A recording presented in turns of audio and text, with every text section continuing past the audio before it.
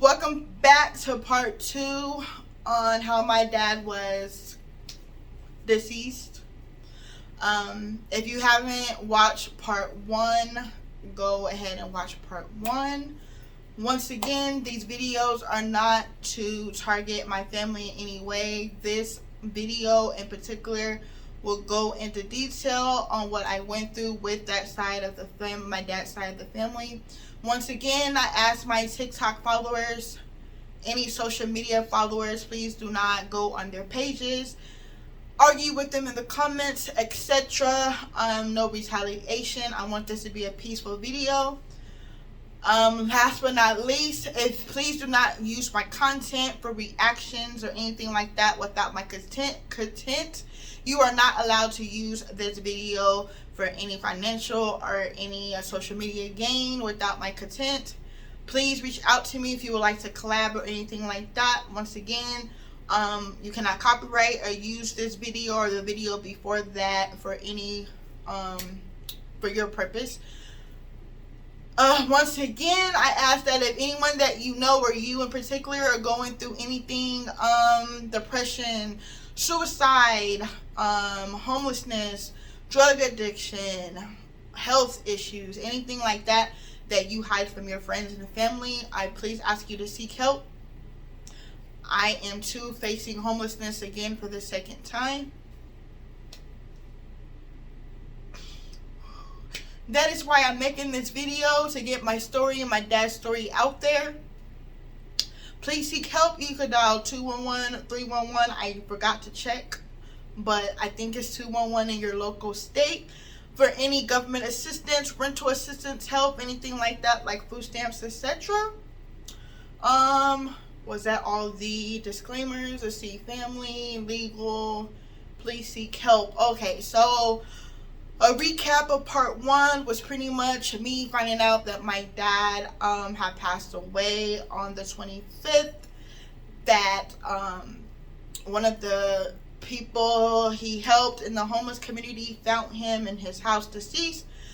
I went through some facts on that, on how he was found, the time frame of him being declared deceased, the time frame, who found him, who are questions. So go ahead and watch part 1 if you haven't. So where I left off for part 2, I'm going to go ahead and go kind of in depth of what I experienced with family members, funeral services, and getting the answers that I need. Once again, this is not to bash anyone in the family. I have not spoken to anyone on that side of the family. Pretty much since the funeral, I talked to one aunt about the death certificate, and I text my sister a few times about, again, the death certificate, and to check up on my dad's mom.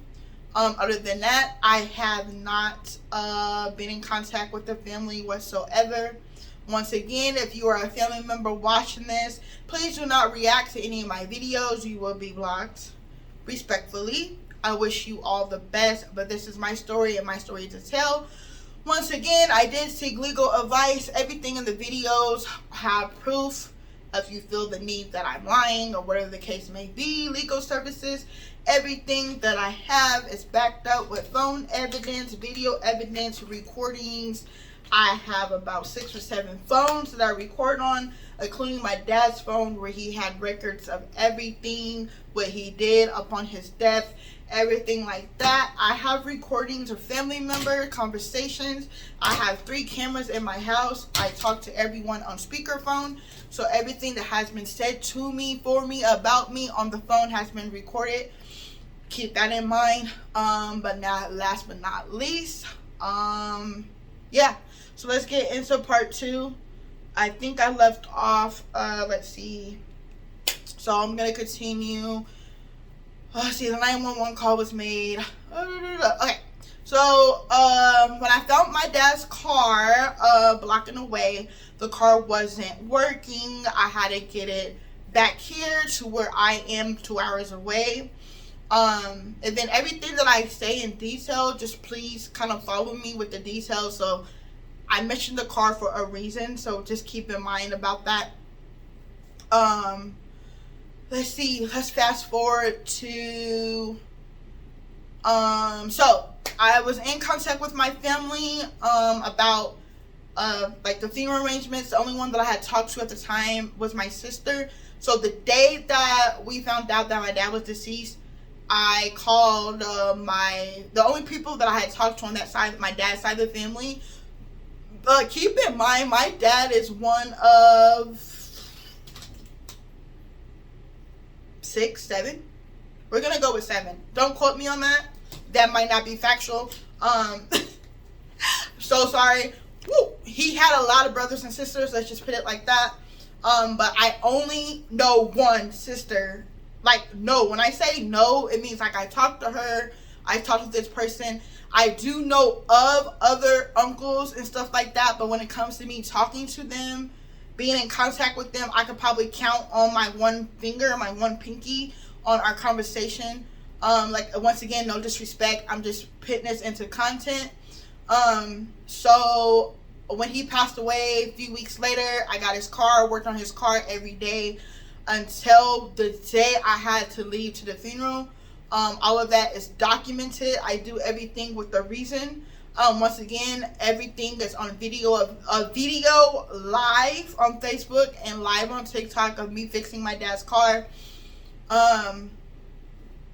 The plan was for me to drive my dad's car to the funeral, but since I couldn't get the alternator put in time, my sister did fly me out for my dad's funeral. I flew out on Friday. Keep in mind, this is really important. I flew out. Let me get my calendar. I'm so sorry, because this is really important.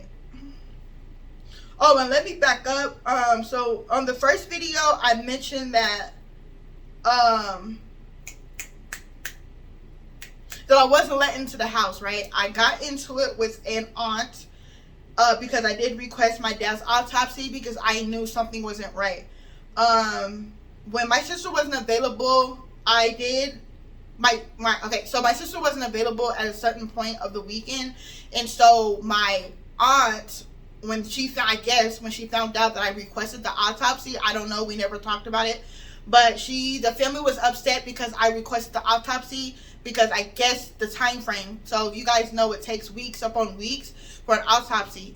Some of the family members, I guess, was upset about that, which I don't know why. Once again, I haven't talked to them about it. The only person I talked to about it was my sister. I don't know why till this day they did not want the autopsy. When I did post this online about the autopsy, some of the family members just said it was because that it wasn't up to us, it was up to the coroner. Once again, the state of Colorado, yes, to a point that is true, that the coroner could only request an autopsy if they feel the need to. In this case, they stated that they didn't need to at the time of death because it was ruled as natural causes. They do not do an autopsy if it's ruled as natural causes. Keep that in mind, natural causes. When I requested the autopsy, because I stated that, hey, I don't really believe it's natural causes, can we do an autopsy? I was told yes. Once again, I have the sheet. I requested the autopsy, and it was supposed to be done. Come to find out, a family member that week of, May. That week of May 30th, 31st, that weekend is when I got into my dad's house. The next week of May, June 1st, that week is when that week is when I was told that, and I was still in that town where my dad lived at. I stayed there for a week. I didn't get back. My calendar says the 3rd. So I was back and forth. I don't know if you watched part 1, but the town that I live in and the town that my dad lived in were 2 hours away. He lived near the mountains. I live in middle of central Colorado. I'm not trying to give out location and details. So that week, when my sister found out that suppose she felt like I went behind her back and got the keys and the phone and the wallet and all that, she wasn't available that Wednesday on May 30th. So that's when I requested the autopsy. Those are 5 days that I told you I stayed. The 5 hours, the day that I stayed, plus that week. That's when I started, investigating and researching. And then the family, whoever called that was upset and called the coroner's office, I was told this by the coroner's office, that your family is in disagreement with you about the autopsy. I have that on recording. I will be playing that in a minute. The auntie reached out to me. We got into it. She called me selfish, materialistic, that, I can't even get my brother's body now because of you. Here, let me just read you what she said to me. Just a second. I would show you, but it has her personal information on there. It might be on the other phone. It might be on this one. Bear with me because it's going to play the video, so hold on.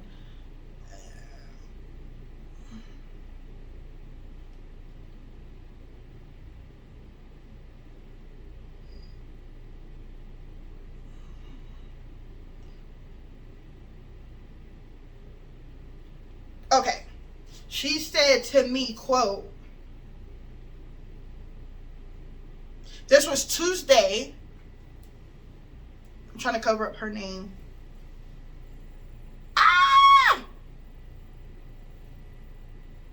Okay. Because of you, we can't get my brother's body. You are so greedy and stupid over a fucking car. We are putting a trace on his bank account, so I hope you haven't stooped that low.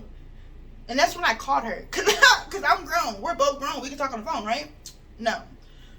She said after I called her, she kept forwarding my call. I think I called her like 3 or 4 times in a row. And keep in mind, I was on the highway on the way back. Do not fucking call me. I will not be nice.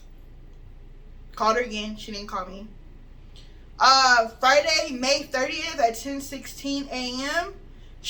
I said, I don't know what is going on. You cannot be nice to me. Wait, you cannot be nice to me. That's fine. But I record everything. I have a video. I have a video. I have sent you the video on Facebook. My sister placed a block on everything, so I don't know what I could have done. Please go watch the video. So this is kind of what I sent her. And this is very important. So the meaning of this is not to really throw her under the bus. It's the fact that whoever called the coroner's office, since the family was in disagreement, canceled the autopsy report. And that's what I was told. That since we were in disagreement and the family couldn't come to agreement, that they felt the need that they're going to go ahead and go with their first judgment and not do an autopsy. Even though I requested it, they were going to go ahead and proceed with the autopsy. But since whoever called up there being all, oh my God, she requested it, we don't want it, now we have to wait weeks and weeks, whatever was said. The lady did state to me that she felt like she was in between of it. She felt unease. She went to her head boss. The head boss agreed that they did not do the autopsy. So this is why. So not to throw anyone under the bus. She said everything to go through probate now because this is what happened. So since the family couldn't come to agreement by law in any state that I believe, it has to go through something called probate. So that means we would have had to go through court. And then what day is this? This is Thursday or Friday. So this is even before, I believe. I think that I haven't even got let into the house yet. So it says everything. So this is her explaining, I guess, why they were so upset. So everything has to go through probate now because you went to the coroner's office when you were told not to, even to go down there. It will cost us more money and delay his body being processed. Do you have money to help? No. I'm guessing no. She made sure she put no in little. You made a stupid move that's caused us more grief. You are too materialistic. Your dad did not have anything. And then she stated my sister's name. Let's call her Sarah. Gave you and will give you whatever you wanted. All you had to do was ask her. off record really quick, that's that family's fucking problem. Y'all go to my sister for fucking everything. Y'all act like she's a fucking bank. Let me get that on record. And I feel so fucking sorry for you guys. Anyways, back on track. Everything has to go through probate now. So then, this is me sending her the voice recordings of what the coroner said. I don't know if it's gonna play it. I think I did press. Wait, you're doing you're entitled to request. Oh, my hand went over it. Just a second.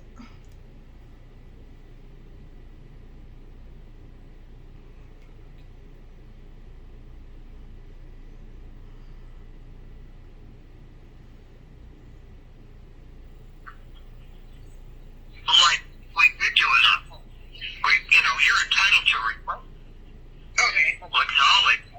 Stop anybody. Exactly, yeah. Okay, so long story short. So she's pretty much telling me that I am obligated to request an autopsy report. Pretty much what I just stated, like back and forth. She felt like she was in between everything. So then this was late Friday. I finally got let in the house Saturday, whatever. Friday, Saturday. I don't know if it was the same day. Don't quote me on that because I don't remember. I remember one day I took one day off to rest because I was really depressed because I had been up there every day since my dad had died and it was really a lot. That 2 hours there and 2 hours back. I even spent the night in my dad's car, or no, in my rental. I spent the night in a rental in this town. If you guys knew what town this was, it's sketchy as. Like, it's sketchy. So I spent the night in the car. I did not leave. It's sketchy. I was scared. I ain't gonna lie, I was scared. So then after we went back and forth about the autopsy, somehow the body got taken to the funeral home. So from there, like I said, I contacted the aunt about, like, all she said was, you worried about material things. You didn't even ask me about funeral arrangements. You're being all like about money and his things. My dad died with $14 fucking dollars to his name. 14. If you guys want to split $14, I still have it in my safe. I mean, we could go ahead and split it because at this point, what was all that for? What was the point of that? I'm not understanding. Anyways, so after we went back and forth on that, somebody signed over to the body for the funeral home. So I don't know if you guys know, in the state of Colorado, the family has to be in agreement. It's called anonymous, general. What is it called? Where everybody has to come together and agree. Hey, his body has to go here. Whatever. Majority. You have to have a majority vote. So I didn't find that out till later, but somehow she got it signed off. She called me and said, hey, the body's at this funeral. My sister called me and said, hey, the body's at this. To this point, I am speaking to my sister only. Like I said, I haven't spoken to the family. I haven't spoken to that aunt. I'll let you know in a minute what was said to me at the funeral. But anyway, so we were talking about the funeral, planning the funeral. She's trying to decide if she could cremate or bury or not. I'm giving my 2 cents on the funeral. Keep in mind, everything she asked me about the funeral, besides my name and doing my poem, everything that I suggested was not in the funeral whatsoever. I went ahead and I wanted the funeral to be here in Colorado, but since my dad's mom was there in Missouri, I felt like, who am I to tell them, hey, you can have your son's body, even though it's my dad. You know, you have to come here for the funeral. And I really did want to say that. God, I should have. But whatever. So long story short, we planned the funeral. Everything's kind of, it's okay, but it's, you know, keep in mind that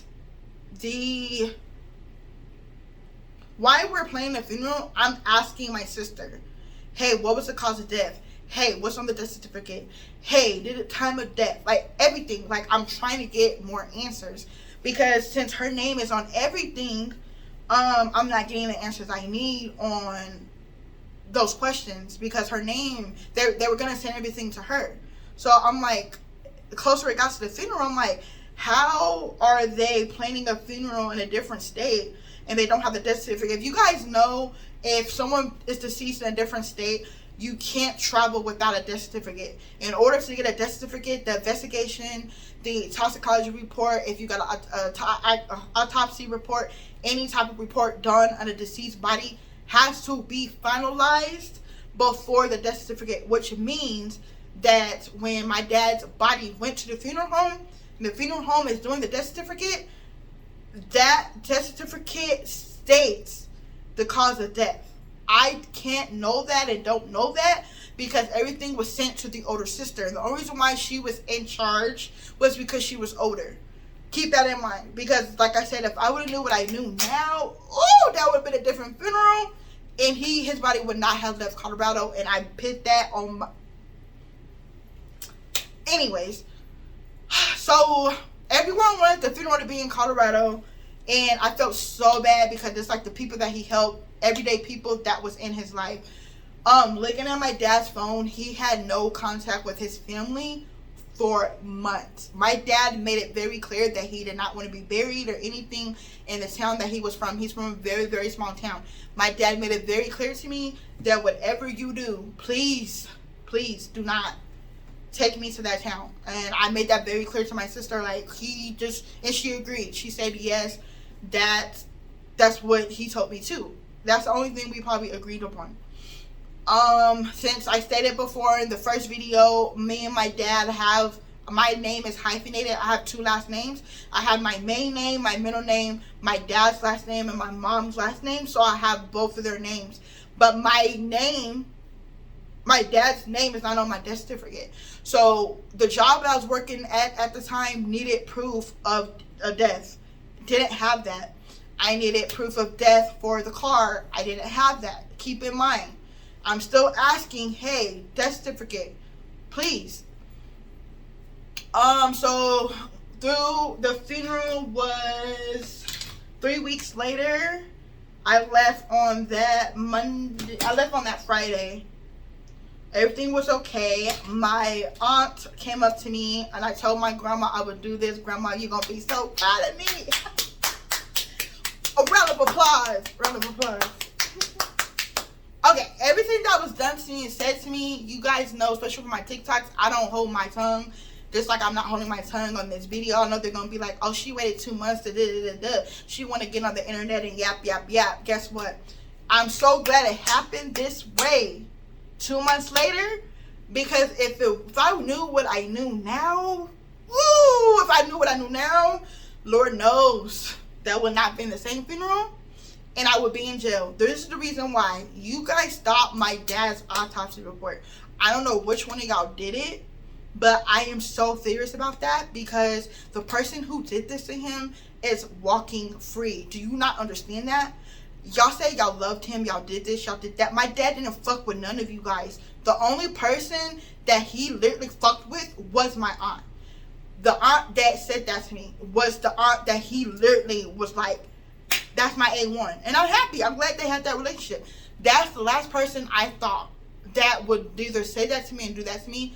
I literally thought me and my sister would got into it more than what we did than what my aunt did to me, if that makes sense. And I'm sorry to say that, but I never expected that from her. Even when we were younger, like, I didn't even get along with her kids. So I should have, like, kind of expect that. But yeah, that's what sucks about all of this. So let's fast forward to the funeral. It was a good service. We tried to live stream it, kind of find out when we did live stream it, you guys, I want to apologize. So on Facebook, when you have the music playing, you know, for the funeral, you can't have copyright. You can't have music playing for copyright for Facebook. So unfortunately, I can say on record, my sister did not do that on purpose. Her live did get cut because of copyright. And then when I went live and did my poem, and once again, you guys are asking me to do my poem, I will post it probably in part 3 of this video. So yeah, I did my poem. Okay, so fast forward, I went to the funeral, came home. Pay attention, please. I came home, and the funeral's fine. I'm at peace. You guys, like, I'm like, okay, it happened. Everything that I went through in my mind, the video, the evidence, interviewing people that was, that last seen him alive, things like that. I was like, okay. But all of that turned when a few days later, I